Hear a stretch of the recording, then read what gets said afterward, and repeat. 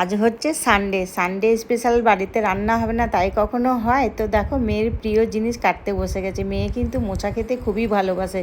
তো যাই হোক, মোচাটা আমার রান্না হয়ে গেছে। ঘি আর চিনি দিয়ে দিলেই বন্ধুরা কিন্তু আমার মোচার তরকারি হয়ে যাবে। চিংড়ি মাছ দিয়ে মোচার তরকারি দুর্দান্ত লাগে।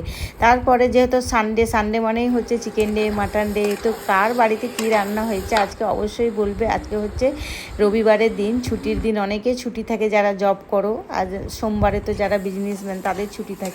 তো দেখো আমার বাড়িতে কি কি রান্না হচ্ছে আমি কিন্তু তোমাদের সাথে শেয়ার করেছি হচ্ছে সাদা ভাত, আর হচ্ছে মাটন আলু পাতলা করে টমেটো দিয়ে ঝোল, চিংড়ি মাছ দিয়ে মোচার তরকারি, আর একটা স্যালাড। স্যালাড না হলে তো হবে না, মাছ মাংস খেলে কিন্তু অবশ্যই স্যালাডটা সাথে রাখা দরকার।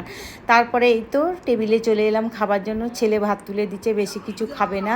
তো যাই হোক, মাটন চিকেনকেও হার মানাবে আজকে। এত দুর্দান্ত হয়েছে চিংড়ি মাছ দিয়ে মোচার তরকারিটা। আমার তো খুবই প্রিয়, মেয়েরও খুব প্রিয়। মেয়ে বলছে রাতেও নিয়ে যাবে, মানে ডিনারে।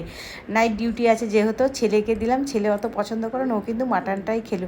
তো বন্ধুরা, দুপুরের লাঞ্চটা আমরা করি। তোমরাও তোমাদের বাড়িতে আজকে সানডে স্পেশাল কে কী করেছো অবশ্যই কমেন্ট করে জানাবে। ভালো থেকো সবাই, টাটা। মোচার তরকারি তো ভালোই লাগে। লাভ লাভ